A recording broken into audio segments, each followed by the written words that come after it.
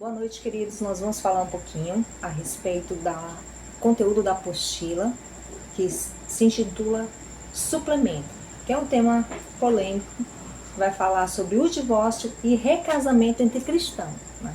Nós temos que lembrar que casamento é uma aliança, ok?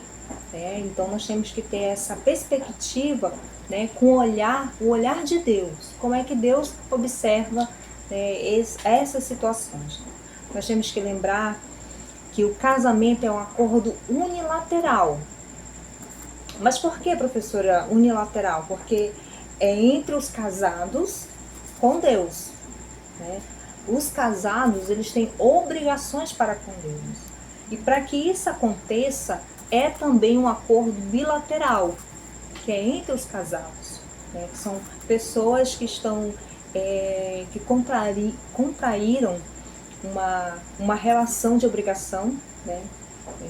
Duas pessoas em comum, de acordo com as suas vontades, elas estão unidas com um propósito, certo? Nós temos essa passagem aí da apostila que fala que é Deuteronômio 24, do 1 ao 4, ok? Eu quero complementar também essa passagem com Malaquias 2, 14 ao 16, tá? Você pode ver todas essas referências, nós temos muitas referências. Não vou poder falar as referências, vou apenas citá-las aqui. Então eu gostaria que você em casa visse com mais propriedade, tá? Então o que eu quero dizer? Eu quero dizer que o adultério, ele é um rompimento da união, da aliança com ele, com Deus, tá? Com isso ocorre a marginalização, o progresso dos envolvidos, ele termina. Ocorre uma perturbação emocional, uma quebra de confiança, surge insegurança e instabilidade, não há paz, nem física, nem emocional, nem espiritual. Além disso, desprotege os filhos e endemoniza a cama. A quebra da aliança expõe a outra pessoa para que ela seja tentada da mesma forma. Então, assim, a pessoa, vou dar o troco, eu vou fazer o mesmo, causar o mesmo sofrimento, é pior. Então, além disso, afeta financeiramente a família, age no escândalo para o envergonhamento e também pode gerar uma situação perigosa de abandono, seja do cônjuge, seja dos filhos, seja de responsabilidades, né? Então, para entendermos mais sobre a importância do casamento, nós devemos compreender o seu propósito e o seu plano, tá? O propósito significa a intenção de fazer algo, projeto, desígnio, aquilo que busca alcançar, objetivo, finalidade, intuito. E o plano significa planta, mapa, conjunto de medidas ou providências a serem tomadas. Também quer dizer superfície lisa, sem desigualdades de nível, né? Figurativamente acessível, claro. Nós vimos que há uma tabela na apostila que relaciona o propósito e o plano de Deus para o casamento. Quando nós entendemos o significado real de cada palavra, entendemos a importância que Deus dá ao casamento. Então, invista no seu casamento, com todo o seu coração, tá? Nós devemos seguir o exemplo de Deus. Ele nos fez uma aliança em Hebreus 13, 5, de jamais nos deixar, nunca nos abandonar. Tá? Então, não guarde amargura, decepção, frustração, ressentimentos contra o seu cônjuge, né? Então, nós também vamos falar um pouquinho como nós podemos lidar com situações de divórcio e novo casamento no meio cristão. Tá? Lembre-se que Deus não leva em conta o tempo da ignorância, isso é, o tempo que você não conhecia Jesus. Nós devemos buscar bom senso, orientação e um aconselhamento específico.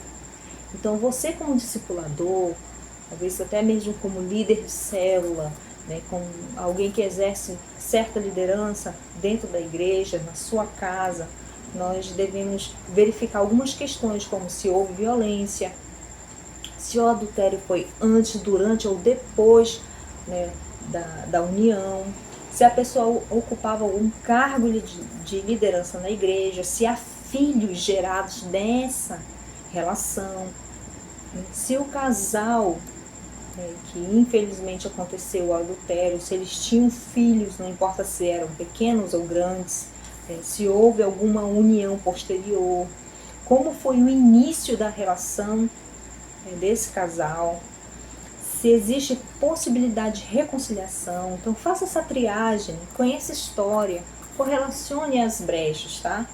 Nós vamos falar também alguns conceitos gerais sobre a conotação jurídica e religiosa, que ela já está impregnada, né, em alguns conceitos aqui. Divórcio. Divórcio, ele vem do latim, que em direito é a dissolução absoluta do vínculo conjugal, né, ou distrato de sociedade entre cônjuges, tá? Significa desunião, significa separação, desacordo, desavença. Repúdio. Repúdio, ele vem do latim, que quer dizer rejeitar, recusar, afastar, evitar. Uma ação ou efeito de repudiar, de abandono, de desdém, desprezo, de rejeição. Ato pelo qual o marido expulsa a esposa do domicílio conjugal. Em direito é a renúncia voluntária de uma herança, a um legado. Então, diante dessas palavras, nós podemos ver o peso do repúdio.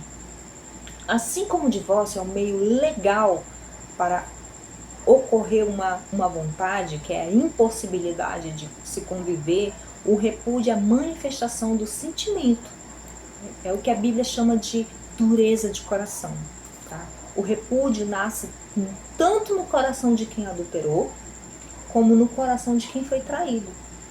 Tá? E a amargura, a culpa não tá tratada, ela pode nos afastar de Deus. Tá? Então o pastor Cote, ele diz o seguinte: antes de você casar, abra bem seus olhos, tá? Pois você poderá ter que fechá-los para muitas coisas depois. Então lembre-se, o casamento, ele é até que a morte os separe. Eu quero deixar aqui alguns versículos importantes, que está em 1 Coríntios 7, de 1 ao 15, tá? Marcos 10, do 2 ao 12, Mateus 5, é muito legal, é o capítulo das bem-aventuranças, fala sobre a vida de perdão, é muito lindo esse capítulo, aconselho você ler em casa. Lucas 16, 18. Nós devemos lembrar, gente, que o divorciado, a pessoa que é divorciada, ela não é uma pária da sociedade, ela é uma pária da igreja, tá? Mesmo se você se simpatiza com ela ou não, você tem que orar por ela, não importa se ela foi ocupada desse divórcio ou não. Você não precisa amar o que ela fez, mas você precisa amar a pessoa, tá? Nós vamos também falar mais um pouquinho, mais abordagem a respeito do divórcio e novo casamento, tá?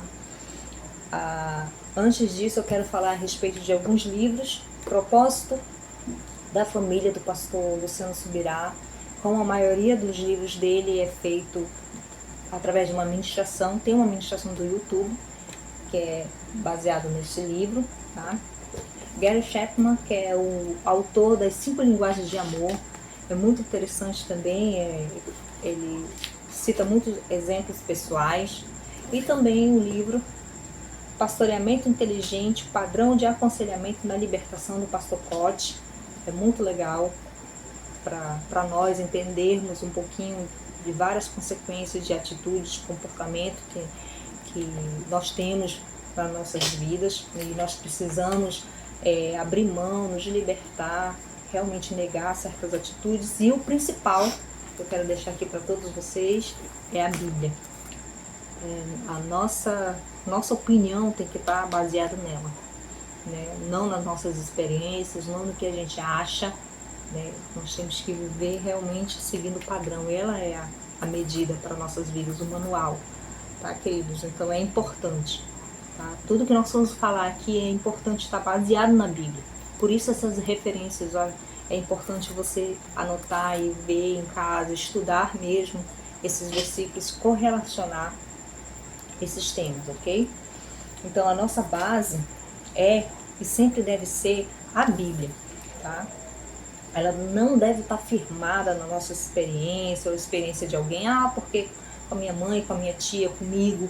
Não, tem que estar baseado na palavra de Deus, né? Porque cada caso é um caso, cada situação é uma situação, cada cabeça, como diz, é um mundo, né? Então nós temos que estar baseado aonde? Na palavra de Deus, ok? Não estamos aqui para determinar se o divórcio de alguém é ou não é legítimo diante de Deus, tá? Mesmo que seja legal perante os homens, tá? Nossa igreja, ela trabalha já com discipulado, então por isso, procure seu discipulador para tirar dúvida, ver mais esclarecimentos, tá? Ver casos mais extremos. Esse é um princípio que já está lá em Êxodo 18, no exemplo de Jetro, quando foi conversar com Moisés, né? Deu aquele conselho de Deus para Moisés. Olha, casos assim mais extremos, as pessoas podem trazer para vocês, mas em casos menores, deixa eles resolverem, né? Com homens íntegros. Então, eu tenho certeza absoluta que o seu discipulador é uma pessoa íntegra. Então, procure tirar suas dúvidas, tá? Foi separado alguns exemplos. O primeiro exemplo é a pessoa que já é casada, aí ela se separou, e isso aconteceu antes dela entregar a vida a Cristo. E o segundo é a pessoa que conheceu a Cristo e depois se separou. Infelizmente, isso tem acontecido muito mesmo, no meio evangélico, infelizmente. Mas a palavra que eu quero dar aqui para todos nós é que todos seremos julgados, tá? E a medida sempre será pelo que a gente mede, tá? Principalmente pelo que nós conhecemos, tá? Então a base disso está em Lucas 12, 47 e 48, você vai ver direitinho, tá bom? E com isso eu quero reforçar que a ignorância pesa, sim. Porém, a deliberalidade, ela pesa muito mais. Não quer dizer que o que você fez antes de vir para Cristo não seja pecado. Ou que isso não encerra as consequências, tá? Mas a gente vê, de acordo com Lucas 12, 47 a 48, que a cobrança é diferente, tá? Então, se arrependa, confesse e seja livre, tá? 2 Coríntios 5,17 fala que as coisas velhas se passaram, tudo novo se fez. Então, não ande nos mesmos erros, tá? Romanos 8,1, tá? Reflete a respeito da santidade que nós conseguimos permitindo a ação do Espírito Santo na nossa vida. Em 1 Coríntios 6, do 11 ao 12, fala que nós não somos mais escravos do pecado. Tudo é permitido eu fazer, mas eu não preciso fazer tudo, entendeu? Se está ali a tentação, está batendo a minha porta, eu não preciso cair em tentação, né? Então, são tantas situações que acontecem na vida das pessoas. Nós temos que ser bem claros na hora do aconselhamento, tá? Então, nós também instruímos que se a pessoa já está no terceiro, quarto relacionamento, para que ela não volte para o primeiro. Isso até é insensato, né? Tem tantas situações que a pessoa já pode estar vivendo nesse período, né? Outra pessoa pode já estar casada com outro. E nós devemos ter muito cuidado, ser cuidadosos, né? Para a lei é uma coisa, mas o entendimento espiritual só os nascidos de novo podem alcançar, né? Pois as coisas espirituais só se discernem espiritualmente, tá? E cada cristão deve ser um ser espiritual, né? Devemos entender que é diferente, assim como a vida cristã é diferente para a criança. A vida cristã é diferente para o adolescente, a vida cristã é diferente para o jovem, para o adulto, para a pessoa que é casada, para a pessoa que é solteira, para a pessoa que já é idosa. É diferente, nós somos diferentes, nós não seguimos o padrão do mundo, tá? Então, leve em conta sempre o tempo, leve em conta o período, leve em conta a revelação de Deus em cada momento, tá bom? Na vida da pessoa, na sua vida, tá? Leia também, para se basear nisso, 1 Coríntios 13:11, tá? Nós vamos ver também Mateus 19, do 3 ao 10, aquela situação que tentaram pegar Jesus a respeito se separar por qualquer motivo, né? Qualquer motivo. Nós vemos vê essa narrativa na NVI, na Almeida, na revista, sempre essa palavra, qualquer motivo. Né? E o que eu quero dizer para você é que Deus odeia o divórcio. Essa é a revelação de Deus para nossas vidas. Tá? Essa atitude não agrada a Deus. Tá? Essa atitude aborrece a Deus. Tá? Na passagem, nós vimos que Moisés permitiu pela dureza de coração, essa explicação de Cristo para as pessoas que estavam ali indagando isso. Por causa de quê? Por causa da imoralidade sexual. Em Romanos 5,14 nós vemos que a morte reinou de Adão a Moisés. E em João 1,17 nós vimos que a graça e a verdade veio por Cristo Jesus. Tá? Então de Jesus é a aliança. Nós voltamos para o plano original, que é o que? A nossa separação. Tá, queridos? Então, a dureza de coração. Olha só, Ezequiel 36, 26 ao 27, Deus vai te dar um novo coração. Não mais um coração duro. Então, tem muitas pessoas assim, mas irmã, então é melhor nem casar, né? Olha, nós temos uma passagem em Mateus 19, 12, a respeito das pessoas que escolhem não casar. O eunuco. No Oriente nós já vimos, né, e a Bíblia também relata exemplos de pessoas que são homens que são castrados, né, que eles tinham a função de guardar as mulheres no harém. Né. Analogicamente, significa um indivíduo débil e impotente fisicamente, né, para que ele possa exercer esse tipo de função. Então nós vimos nessa passagem que há eunucos que são de nascença. Há eunucos que foram feitos por mãos humanas, né? Tanto fisicamente como emocionalmente também. E há aqueles que escolheram ser, como a gente vê em 1 Coríntios 7,7. Tá? Então é uma observação minha. Se a pessoa for solteira, a pessoa nunca casou, ela nunca teve um relacionamento, né? Então ela prefere, escolheu estar solteira, não chateie ela, respeite a decisão, não chacote, não diga que é solteirão, solteirona, tiozão, a tiozona, ficou pra titia, né? Em certos aspectos, essa pessoa ela está demonstrando que ela tem mais domínio do que nós casados, tá, queridos? Então, nós vamos falar agora um pouquinho a respeito de divórcio. Entenda, o divórcio nunca foi vontade de Deus.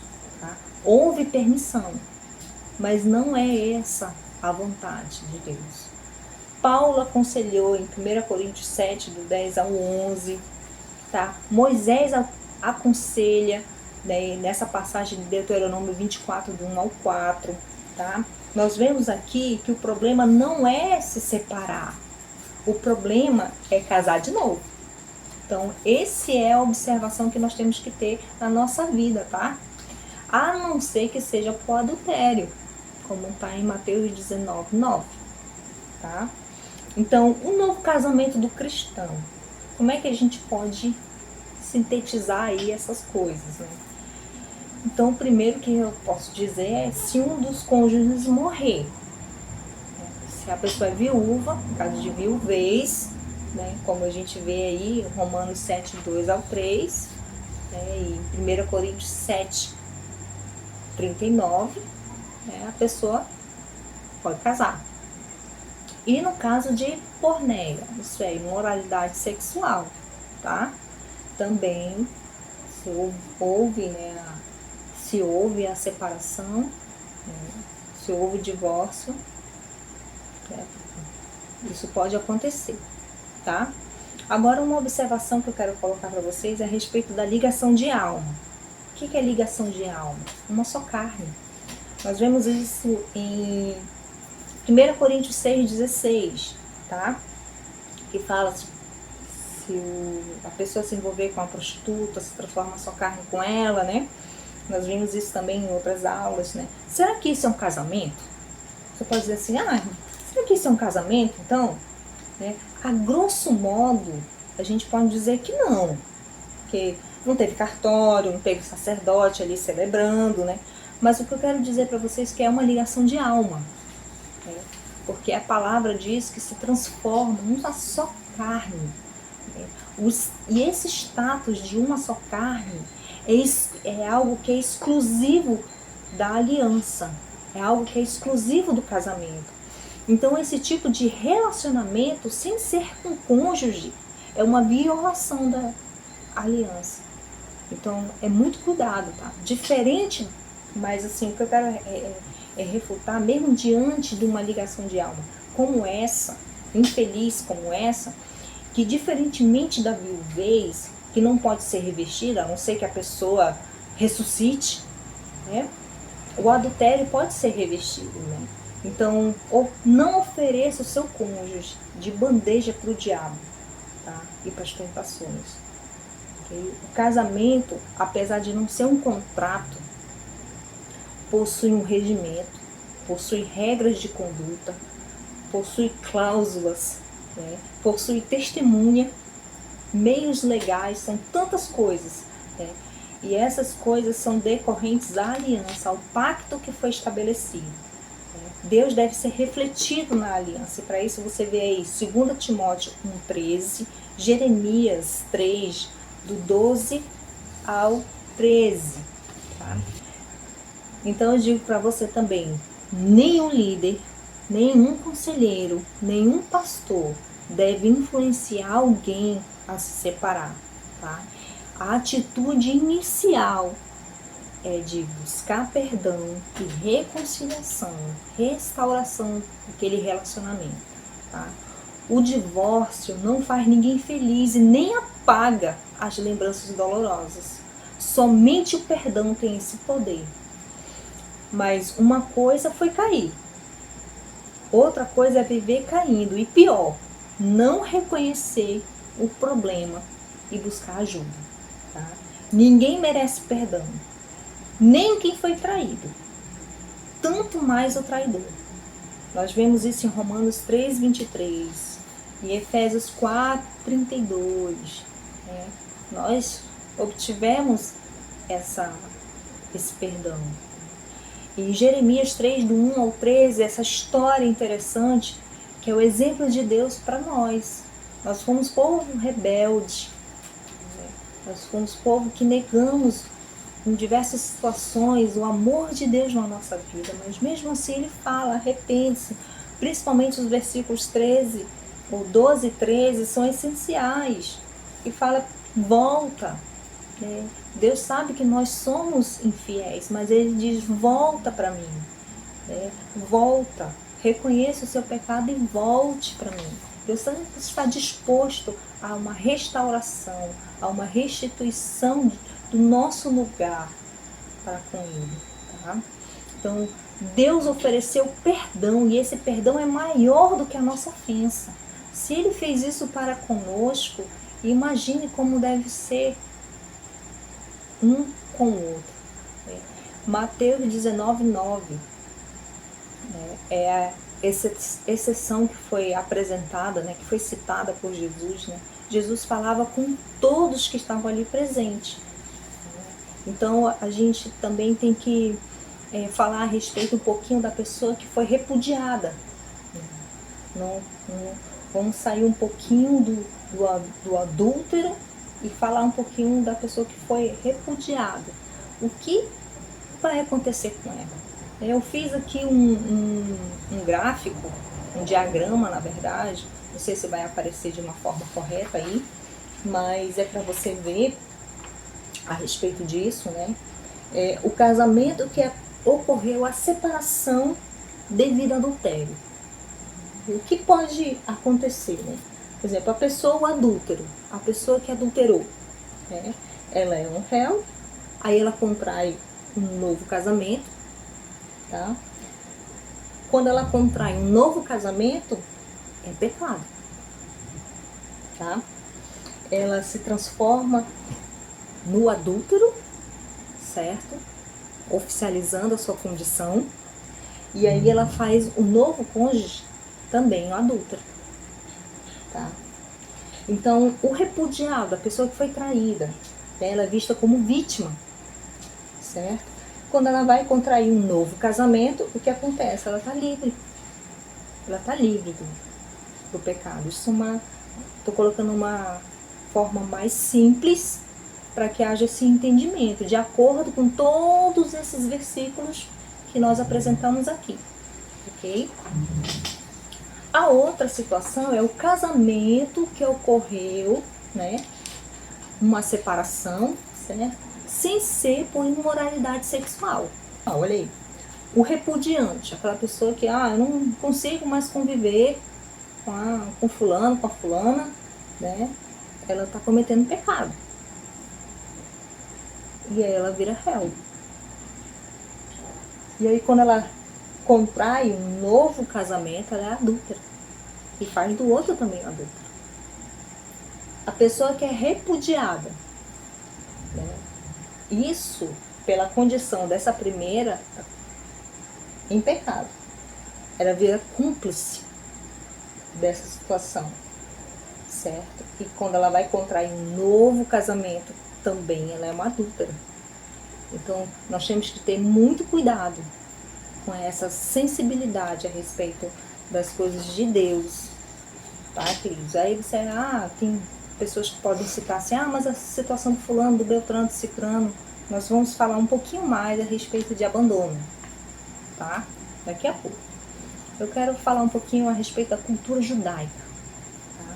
A cultura judaica, a mulher ela é muito cobrada, certo? Mas não tem, porque é machista e tal, não é isso, é questão cultural mesmo, tá? E isso está impregnado, inclusive, a gente vê na palavra também, na Bíblia. A gente vê isso na texto base do Deuteronômio 24, fala muito a mulher, encontrar ela, né? Leva a mulher, vai mandar ela embora. Se o homem olhar para sua esposa, ver algo que ele reprova. Então nós vemos também isso em Deuteronômio 22, do 13 ao 21, sempre essas conotações da condição que o homem vê a mulher, tá? E nessas passagens nós vemos um exemplo.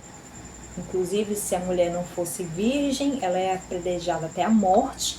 Infelizmente, nós sabemos casos registrados historicamente que até mesmo se a mulher não cozinhava bem, né, ou ela não arrumava a casa da maneira que o marido apreciava, se ela era estéril ou infértil, né, qualquer coisa que o marido achasse coisa vergonhosa, tá? Algo que ele reprovava, o critério era do marido. Então, essas coisas nós devemos sempre observar a questão cultural do povo, tá? O homem, olha só, o homem casa com uma mulher que ela tinha uma atitude que ele reprovava. Isso ele foi ver após o casamento. Então, se ele não viu antes, fechou os olhos, né? Então, aí ele resolve se divorciar dela. Depois vem outro homem, tá? E ele também vê algo nela que ele não gosta. E ele também se divorcia dela. E aí ele falece, na verdade, né? Aí o primeiro marido, ele não pode contrair matrimônio com ela novamente, certo? Mesmo se o segundo marido vier a falecer, tá? É muito complicado, né? Mas o homem, ambos, o primeiro e o segundo marido, se estiver vivo, ele pode se casar de novo, mas a mulher não. Ela fica marcada, né, com essa situação, tá? Agora, gostaria de falar a respeito de casos de abandono. Tá? 1 Coríntios 7, 12 ao 15, tá? Fala a respeito dessa questão, de um conselho de Paulo a respeito da pessoa que é casada com a pessoa que não é cristã, certo? O convívio em comum e quando não há mais possibilidade desse convívio comum, tá? Qual é a ideia de Deus? Que não se separe, que não se aparte. Isso não é um mandamento, tá, queridos? Essa passagem aqui de Paulo, de 1 Coríntios 7, 12 ao 15, não está dando um mandamento. Tanto é que Paulo inicia dizendo, mas aos outros digo eu, não Senhor. É o entendimento que ele teve, Paulo, tá? Ele não dá uma ordem, tá? Ele instrui para que haja uma boa relação entre todos, né? Lembre-se, a pessoa que aceitou Jesus, mas o cônjuge não, ela santifica o seu cônjuge, tá? Ela protege os seus filhos, ok? Mas se o não crente quiser se separar, que ele se separe. Mas se o não crente quiser se apartar, que se aparte. Não há servidão, mas paz. Não há obrigação e ninguém deve impor situações, tá? Então, em resumo geral, que a gente pode instruir, novo casamento pode. Primeiro, se houver morte de um dos cônjuges, no caso de viuvez. Segundo, se houve adultério seguido de rejeição de perdão e a tentativa frustrada de reconciliação, onde não dá mais para conviver. E terceiro e último, o não crente que decide se separar do crente. Ok? Então eu quero agradecer a todos vocês, eu espero que tenham contribuído um pouco no aprofundamento dessa palavra, tá? Qualquer dúvida, vocês podem entrar em contato comigo no privado, tá bom? Eu vou estar falando com vocês ali, vou estar ainda dando outras instruções a respeito das notas. Eu peço para que vocês não saiam, evite sair do grupo, vamos finalizar essa matéria, né, no curso. Vou estar fazendo o possível para ajudar todos a respeito das notas, tá bom? E a última aula, semana que vem, se não for presencial, vai ser por aqui. E aí a gente pode estar debatendo alguma coisa, tá bom? Vocês podem estar enviando perguntas e na quinta-feira que vem eu vou estar respondendo aí para vocês, tá bom? Um grande abraço, que Deus abençoe, que Deus possa estar nos protegendo em todo o tempo, né? Com a sua fidelidade, a sua bondade, o seu amor, e que a gente possa estar aí como família. Olha esse tempo gostoso que Deus está proporcionando, não apenas a nós como igreja, mas ao mundo todo. Deus abençoe vocês.